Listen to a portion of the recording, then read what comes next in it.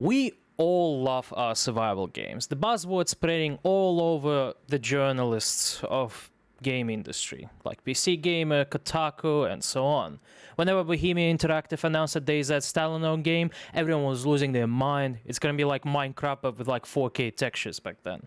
The market of survival on games, ever since DayZ mod on Arma 2, Minecraft being at its highest popularity and relevance, people wanted the best, thrilling game for themselves to get lost in, with life that you constantly come back to and keep beating the shit out of each other, using whatever you could craft or whatever you could tame. If you try to look for a game that is still living out of so many that are currently being abandoned, that would be Rust, is one of them being the most successful. That is made by Gary Smart creator Gary with his Facepunch Studios. Jesus! Oh my god. Why? Jesus Christ, Nick, you are a fucking savage. Project Zomboid, featuring its most realistic simulation of a zombie outbreak, being in one of the shoes of ordinary people. Time, Grounded, Conan Exiles, and now we have it. ARK Survival Evolved, or also known as Can It Run Crisis of the current generation, the survival genre, except it has the loudest main menu theme known to a man as soon as... I'm quite a huge fan of those type of games, right? I played every single one, except Conan Exiles and Grounded, ever, even though I've expressed my interest in trying them out. I was more of a ARK fella myself, where I like my survival experience being managed by me and my friends without the game telling me how I have to do it. I like my animals being named after the naming convention I came up with, which mostly was inspired by the Lord of the Rings' Uruk-hai's naming convention, where you'll have the first name and then followed by apostrophe and a clan name, pretending that I start kind of like my own army that I emotionally devote myself to. And try to build like a base, so at least my character won't die all the time whenever there is a raptor or a dodo ready to bite my toe and I die from 100 damage. My ADHD gets so bored of building bases in this game because of how wonky and buggy it is. I'd rather just tame 6 Triceratopses and use them as walls. So I guess that's why also friends exist, because if you're not into one thing, your friend might be into another that could help you out with it. Imagine, like, it's like that masculine urge of starting a Minecraft server, except you make a date, you join the server to start your journey, but then you're getting constantly harassed by players that have squares in their tribe and character name, and you see 1, 2, 3 above their heads that essentially indicates your Steam name. And once you try to find them in the recent players in the Steam's overlay widget, you will not be able to find it because there will be 100 other people that are named 123 with an unknown avatar for Steam. And if you open any of them, they're all private and all their history names have been completely erased thanks to one of the Steam's functions. It's really frustrating when this happens and you're forced to either quit the game because of that specific gamer moment that you had. Like someone pulling a T-Rex on the farm of your dodos making poop for your garden to get the crump of long grass. Well, I call corn actually, but for some reason in the game they called it long grass. But anyways, you lose and you just lose it all. The game is about actual survival, like how mentally can you survive by noticing your CPU and GPU going up to a bit over 90 degrees Celsius and seeing your 1070 literally explode and not respond to any kind of output or input that you're putting, and it just gives you a spark as if like, goodbye, I'm done. So yes, that's actually happened in university. I had to order an entirely new GPU because what's with my life? I just love ARK. Just to kind of like bring you into the loop of what's going on right now with the game and why currently it's under fire again, especially with the recent roadmap announcement on 31st of March. Well, I'll give you a little bit of a rundown. How Wildcard has become one of the most notorious studios where they overpromise and underdeliver. I'm looking at you, Star Citizen. Wildcard Studios is known by the ARK community as like could be better, but also could be worse type of a developer, consisting of overpromised, miscommunicated, and underdelivered features during the early access days. Such problems comes to strings that pull the puppets on the stage, right? So like, when Studio Wildcard was being sued by Dungeon Defenders developers and their parent company Inside, that was like in the late 2015 allegedly. Trendy Entertainment was the name of the developer behind Dungeons and Defenders. And the lawsuit started over the allegations that former trendy employee who was a manager, Jeremy Stiglitz, had tried to recruit other developers at the studio for the ARK project. It's kind of like poaching people from one studio to yours. The competition clause, you are not supposed to do that for a set amount of days or even months the moment you start moving to an entirely different company. And you do essentially the same responsibilities as a manager while you're also a co-founder of the studio Wildcard. Quite raises a lot of red flags, and according to a lot of rumors, and not a lot of people like Jeremy Stiglitz because of how manipulative, controlling, how many anger issues he had in the past. He never wanted people to hate him because of the way how he manages certain things under pressure, but he left the studio and then he started his own studio Wildcard. I assume he started to straight away recruit people despite the anti-competition clause that was done between him and Trendy Entertainment upon his leave, but that has forced Trendy Entertainment to sue Wildcard for $600 million. That quite of a clause has caused a lot of issues, especially for the ARK developers having a game on early access with so many problematic topics to touch up on. Optimization being absolutely horrendous, as if the college student has made the base of the game for like character running around using weapons, and just you have that slingshot of an experience when it comes to playing an official network service where every single creature, every single player essentially slingshots between different frames over and over. That's how bad the state of service was back in 2015, and prior to that date, it still is like that even right now.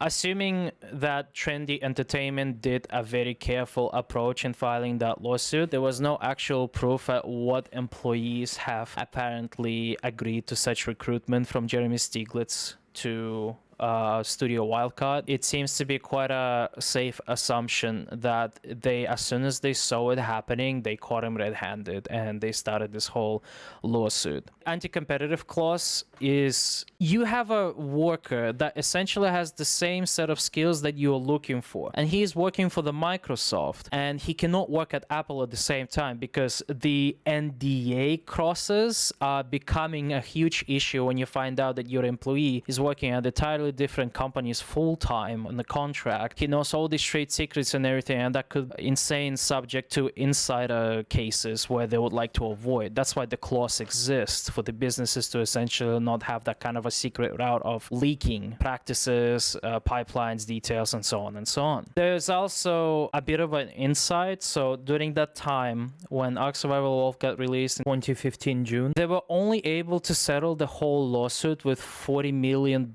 One of the screenshots from the conversations with Susan Stiglitz, who was a part of the studio Wildcard, has suggested that the settlement has been closed with option to pay $40 million to Trendy Entertainment to essentially make up for the damages that they have suffered from what Jeremy has attempted to do by recruiting other employees to Wildcard Studio. That was reported by MCV Develop UK, and the article is available below. Wildcard has been under a lot of controversy, especially since the beginning. They've probably gotten the title of the first ever developer who are still working actively on their early access title, being ARK Survival Evolved, and during this time they have sold an expansion pack with a price tag of $19.99 in September 2015. The expansion pack was called Scorched Earth. Now, I would like to remind you that during previous dev streams that happened prior to that date, there have been a lot of talks how the first map of ARK Survival Evolved lacked a lot of features. A lot of people were looking for the additions such as new biomes, expanded border, so you'll be able to go past the border available on the map. Not much of a horizontal expansion, but they still added some biomes like snow here and there, defining more tropicals and such, revamping the volcano, adding like story elements to it, but none of the desert one that was mentioned by them in one of the dev streams and Q&As. It seems like it never made it to that point. They made Scorched Earth and started to sell it separately. That raised a lot of red flags, and the community, of course, had to demand answers from the developers why exactly this happened. According to Jeremy Stieglitz on massivelyop.com back in 2017, he has been interviewed to essentially respond why exactly the Scorched Earth expansion launch is a paid DLC that hasn't technically launched yet. And I quote, "We should have messaged it sooner and explained our goals with it before launch, rather than at the last minute of release. In the long run, though, it's been good for ARK's gameplay. The new metagame expanding feature called Cross-ARK Travel, which allows players to dynamically travel their characters, items, and creatures between services entirely due to the technical work done for the launch of Scorched Earth, which was the intent to get our key technical and design systems to support expansion arcs down the road." He also says that he was surprised the game never made back its original $2 million budget and that the console launch is a necessity. They say that they're suffering losses, right? But at the same time, they keep making more, essentially increasing the budget just to be able to make the crump of money back.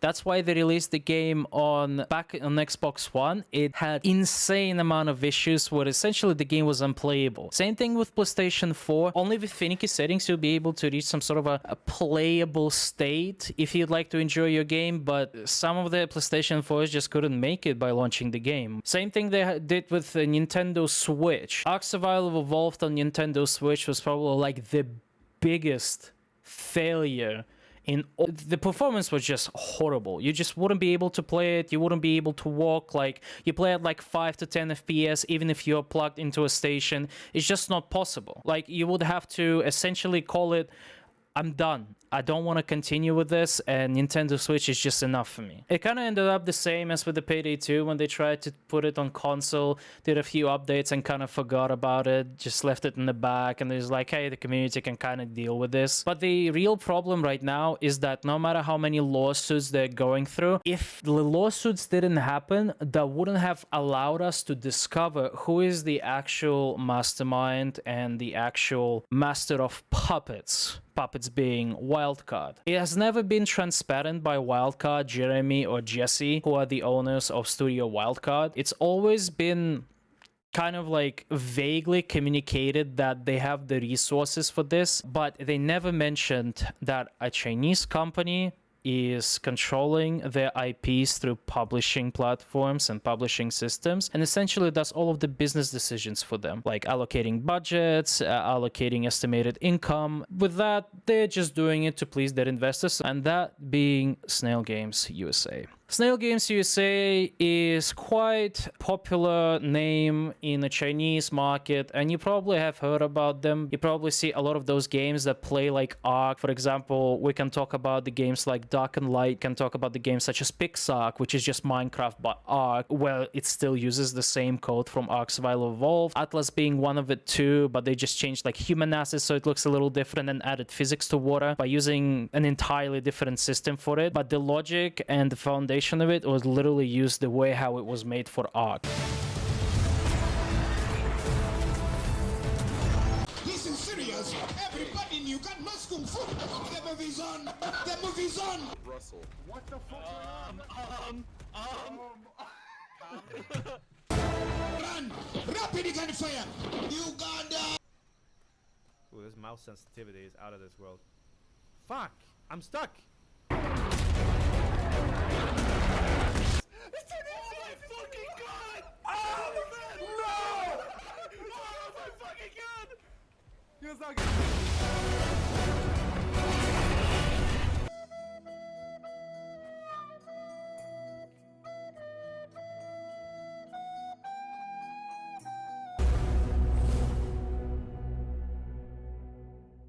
Scorched Earth apparently was done by an entirely different development team within Wildcard, or probably underneath Snail Games' supervision as well, to be able to kick off all the features that they were kind of expecting while working with the same code of ARK, making the new map, making new conditions. The only thing why Scorched Earth is different is because like it's an entirely deserted map, there are new creatures, there are new weapons, there are new outfits, And also the thing with you can get access to items in the base game if you use mods, but there are certain items you are not able to get because the engrams, the things that you unlock in your game, where every time you level up you get engram points and you'll be able to unlock an item to be able to craft it. You won't be able to do it on all the maps. You have to be able to go to that map, learn it, and then if you'd like to go home, you have to make all that way back to one of the obelisks to be able to transfer back to your home server, if you remember the number if you play on official networks. Good luck with that, but in the end, it seems to be quite an aggressive push of the expansion pack system, if you know what I mean. It's not like the most profitable one, like the microtransactions or battle passes or loot boxes back then when they were such a big topic thanks to Electronic Arts and Hawaii debunking the gambling laws, especially with loot boxes. They wanted to be like a good guy in a good faith, essentially like, we'll never do the microtransactions, so we'll just let you buy the expansions. It's just very shady that they've done it during the early access, and I don't think we should really give them a leeway for doing this, but it's not Wildcard's fault. As much as they're passionate and breed a lot of ideas that they would like to visualize, execute differently, and deliver it to the customer, it's still up to Snail Games USA to estimate the budget room that is available for them to use.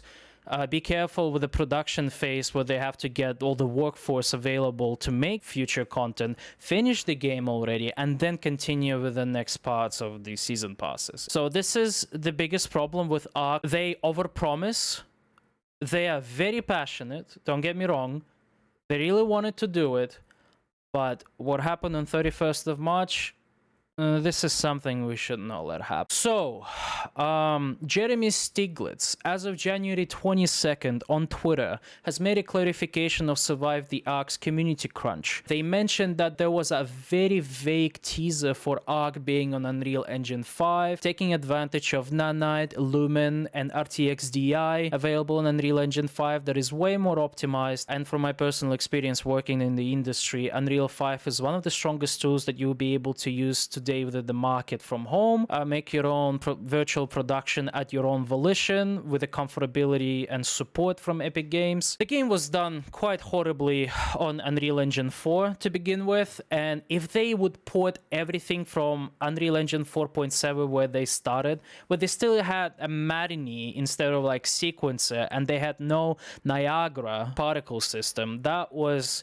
quite a lot to debunk, especially for Wildcard, how exactly they would make first ARK work on Unreal Engine 5. Call it a remaster, like a justified remaster, right? Well, Jeremy Stiglitz has made a statement and claimed that it's going to be a free upgrade for PC, Xbox, and PlayStation ARK. You will be able to enjoy all the features that are available in the first game with way a lot of more improved features on Unreal Engine 5. All that time, it was ARK Survival Ascended. But there is a catch. In that roadmap, as of 31st of March, I've read it through the first time. I really wanted to hold myself from doing any kind of comments because of the price tag and the bundle they put in with. Not to mention how aggressively they're pushing it towards the returning existing players playing the game actively even today. I am still actively playing ARK on my own volition just for my own kind of time's sake. I really enjoy the environment. I really enjoy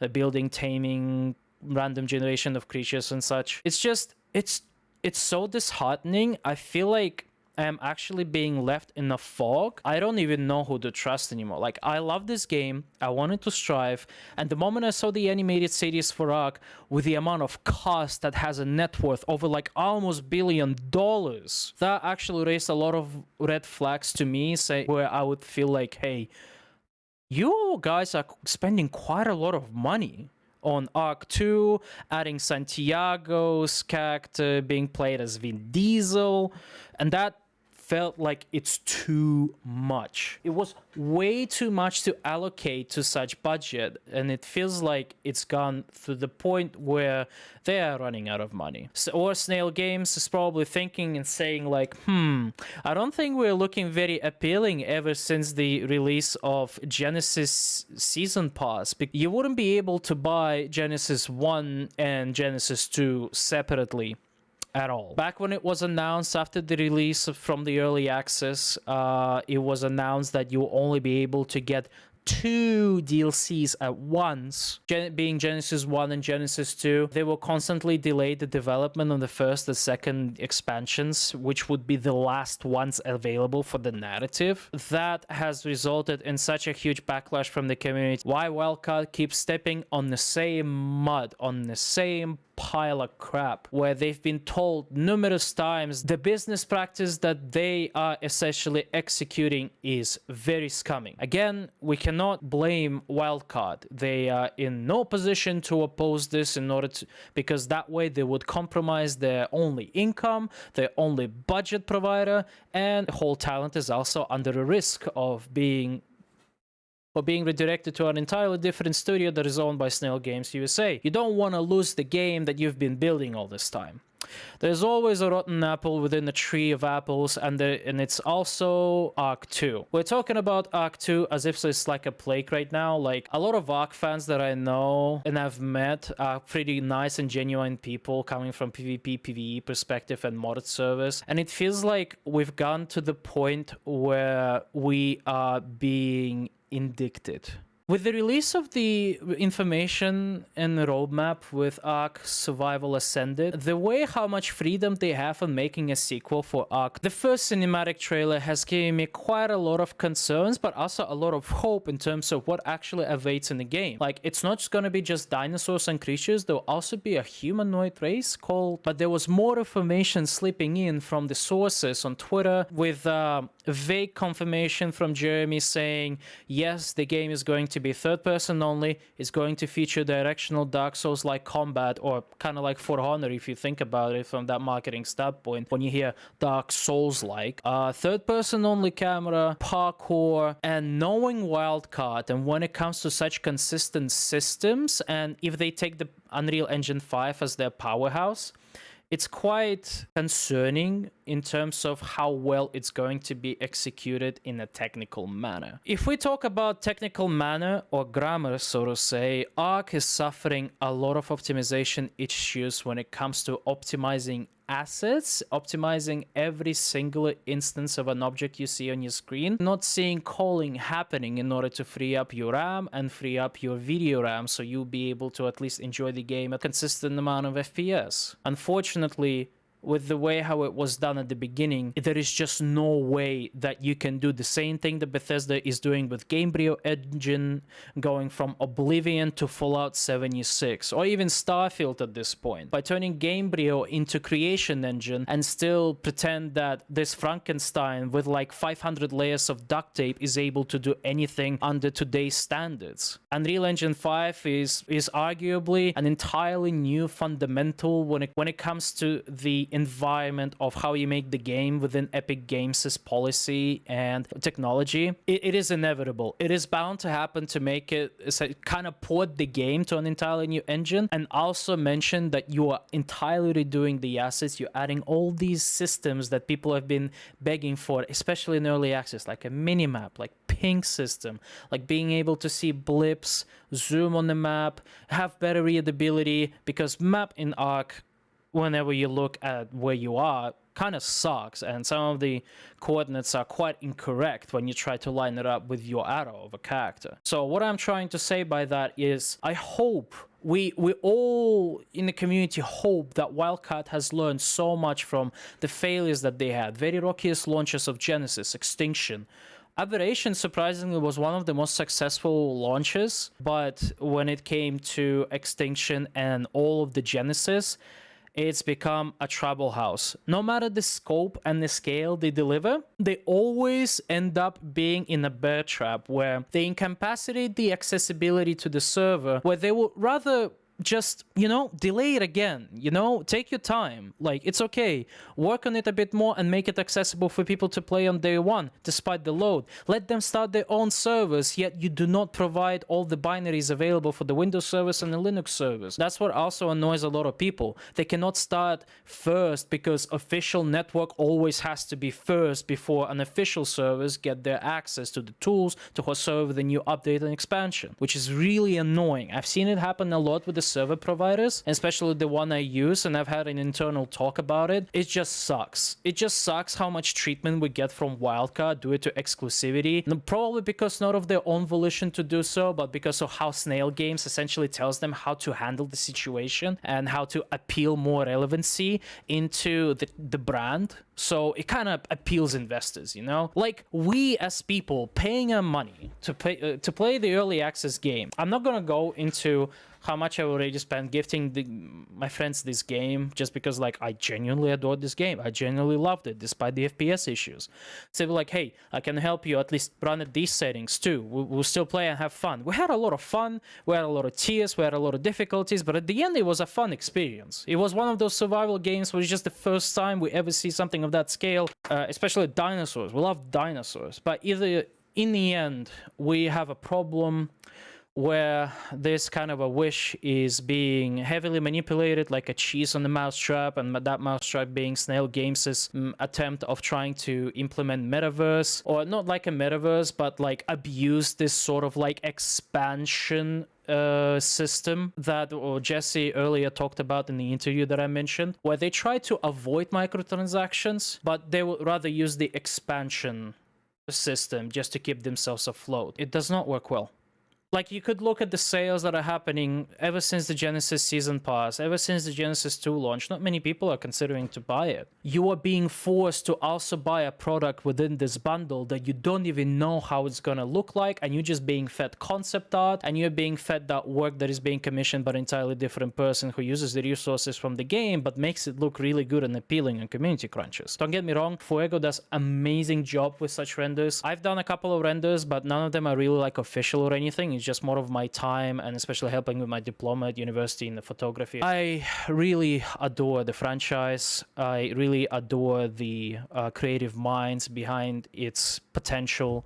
But the problem is the budget is being cut by Snail Games USA. They keep using the same code of ARK, the old one, for the different games of the same scope but in different settings. It's just annoying. It feels like we're getting to the point where Atlas is finally reaching its lowest, and like Last Oasis did, and nobody's gonna even come back to those games anymore because they're not properly being supported anymore. They don't deserve the love. They forgot what made the game successful. They just essentially changed entirety of the balance and entirety of the progression steps, where it feels like, what's the point of investing into such massive games where it requires a huge dedication from all the players working together, working against other players who have the objective of conquering and controlling lands of massive open world game. This is the hype of survival sandbox games that people still fall for it, me included, because I absolutely love the adrenaline. I love the excitement when it comes to exploring something for myself for the first time, especially along with my friends.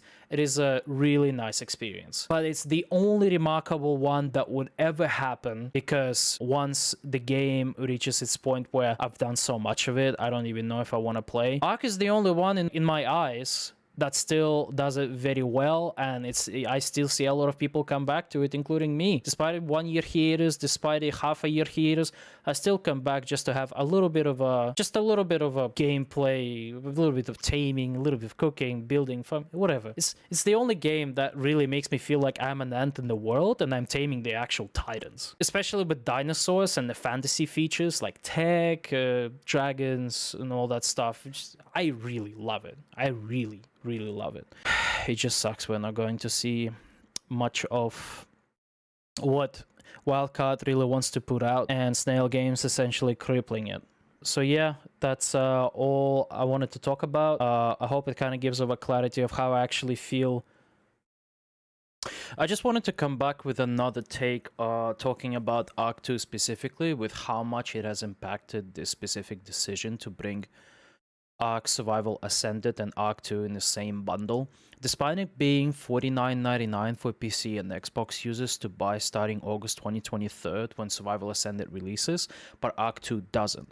ARK 2 has been delayed once again to the fourth quarter of 2024 this time, which is like a year and a half away from the current date. We totally understand that this is not Wildcard's decision to do that, despite Jeremy telling us that it's going to be a free upgrade for PC and all existing consoles. Not sure about Switch specifically. It could have been an entirely different outsourcing program.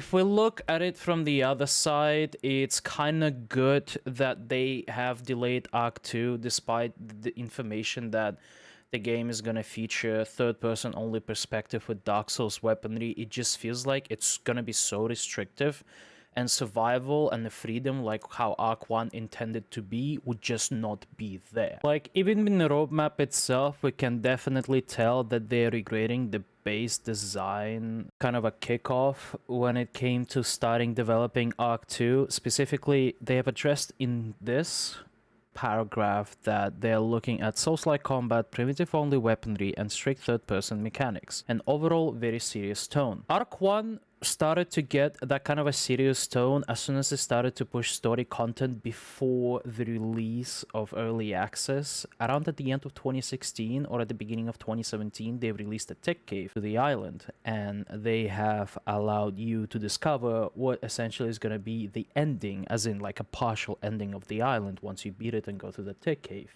That adds an extra line of a challenge when it comes to progressing, but doesn't seem like to be a case for a game like ARK 2. There has been a huge worry that it wouldn't be just an entire new sequel that would follow the same spirit of ARK, but that would be more of a retribution kind of deal when it comes to like defining by placing a dot how creators actually wanted ARK to be. So it kind of made me feel like I am not exactly sure whether they had new people directing it or new people designing it. Having the same people on the head of the studio Wildcard really gave me a lot of hope that ARK 2 will not lose or will not forget where it started from. But with, I guess, such backlash after the details started to come out, people have heard it, people have expressed their concerns, disappointment, and all that jibber-jabber that went along with it's not gonna be the same game. If you're just gonna sell me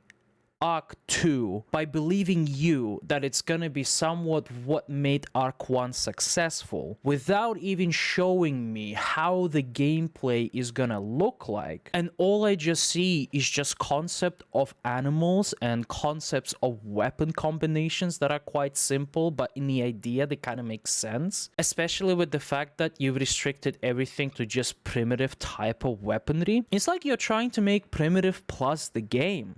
If you know what I'm talking about when I say Primitive Plus, that was one of the most played mods, most played total conversions available in the first game, ARK Survival Evolved Primitive Plus, developed by one of the most prominent members of the community who is currently now a community manager of Studio Wildcard. That whole roadmap has defeated me to the point where I am not even sure whether there's gonna be any kind of boycott against it, or whether there's gonna be some sort of a radical movement. We're all just gonna stop playing ARK just to kind of give a message. Yet again, it's just temporary, and it's so easy to redact by just saying and disclaiming, oh, we just done a very bad development decision that caused a lot of people to do that uproar and so on. I'll be honest, charging for the game again and shoving ARK 2 in sales, especially when they mentioned that it's gonna be available on Game Pass. What's even the point of it being in the Game Pass in the first place if you're gonna sell it, like forcefully sell it by deactivating official servers in the first game and use them for ARK Survival Ascended? It feels like that deal is not gonna go well. I don't know what to expect. ARK Survival Ascended is our only way to find out what ARK 2 is going to show, what's it gonna be. And that's my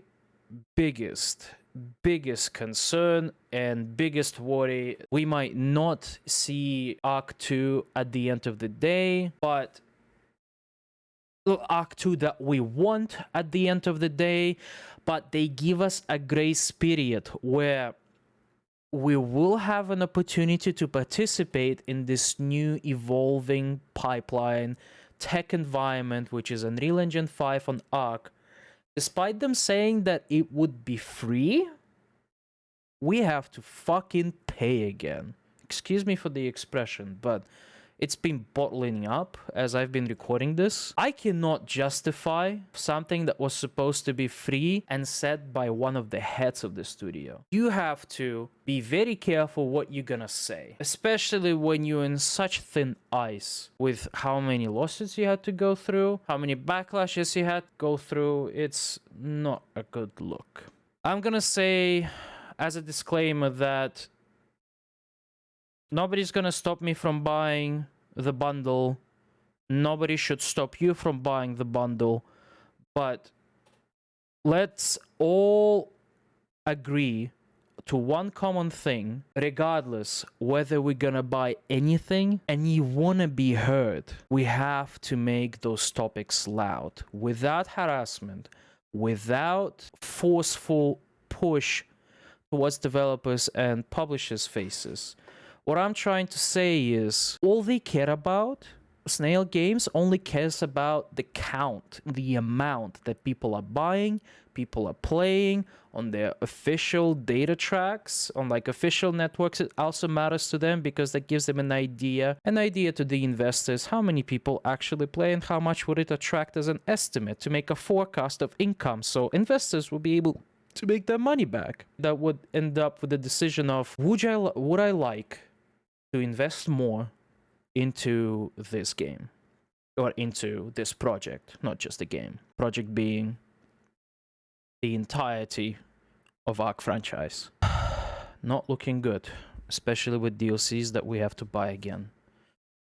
Even if it's like a discounted price and it's not like a season pass of $39.99, still garbage. If you're gonna sell me on dynamic water interactive foliage that you're just gonna pull from Atlas and refine it for Unreal Engine 5 standards, interactive foliage, just to prevent people from using text editors to edit their game user settings I, to turn off all the foliage, turn off all the assets, turn off all the lighting in the game, so they will be able to have an unfair advantage in PvP, but at the same time be able to run a dog shit performing game in the PvP environment. That would be justified if you actually optimized your game and then restricted access to such settings aside from what's available in the in-game options menu. The performance gains from Unreal Engine 5 as a tech artist myself, coming from the Unreal Engine 4 and 5 environments, Unreal 5 does it way better. So I have all the faith that they have on Unreal Engine 5 making the game alive and sort of like in the best ability. I'm just afraid of these content, killer life improvements, balances, gameplay changes. I don't want them to essentially get rid of what ARK 1 is. Like, not forcefully replace. I may totally understand when it comes to replacing certain controls. Like, some whistles could have a much better control. Paint groups, that RTS mode could have had a better way of dealing with. Updated minimaps. It's just a lot of those things are just like what we have had in workshop and what we have played in workshop. I don't know. If this is your selling point, you better deliver it. You better convince people. You better show it prior to its release. You shouldn't wait for the game to be released and let people decide for themselves through buying it, or like wait for a streamer to play and give his or her own impressions about this game, about this remaster, because it's obviously going to be biased and you're going to be backlashed even more because you might underdeliver. You've underdelivered before. That's not gonna work well in that marketing move. You have to give some sort of material for us to have an idea. What the hell are we buying? What the hell are we buying? What the hell is ARK 2 anymore? You just want to use ARK Survival Ascended as the market boy for how ARK 2 would look like as a base? No. Give us material. I don't want ARK 2. After seeing the cinematic and comparing it to what ARK Survival Evolved is, they're entirely different games. And if you want to go with the narrative of it being entirely different game, so be it. I just don't want ARK 2. And I don't want you to absolutely deprecate the first game and give all the exclusivity to a second game, despite Unreal Engine 5 being a very good in terms of like change engine. It's just annoying how hostile it is for you to force people to buy your game again so they'll be able to play with others. At this point, people will just end up being stuck at unofficials, play modded servers. Like, nobody's gonna stop them. You're not gonna stop them either. You're not gonna delist the game, are you? I hope not. But at the same time, you're piggybacking off communities work hosting their own servers, making their own mods on Steam Workshop still, providing people with the experiences that I've never seen before, even if it's going to be role plays, if it's going to be PvP specific ones. We just have to agree that it is not okay to keep selling ARK Survival Evolved. Make it at least free to play. I think that would be the best idea to at least kind of make up for what you're doing. Make ARK Survival Evolved free to play. It's not going to cost you anything. People are already hosting the servers. Let everyone play it. Like you've been giving the game away. Like, why not? And then sell Survival Ascended. I'll understand, but not with ARK 2 for the first year. Please, separate it. People would like to use their Game Pass to be able to play it and then not return to it. Maybe return to it back later.